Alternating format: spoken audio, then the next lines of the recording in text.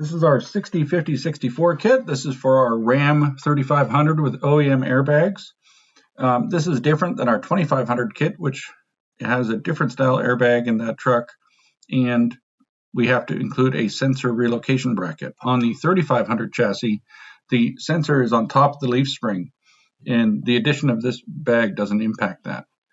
The change in height is 1 inch, but we sell you a part that's 1.25 inches, and let me explain. To install this, we take off the bottom plate of the airbag. There's a metal threaded insert in the airbag itself, in the rubber, and the OEM mount plate bolts to that with a tapered head Allen bolt. We take that plate completely off and replace it with our plate, and since we lose 1/4 inch of height by taking that plate off, we have to add it back in to our part.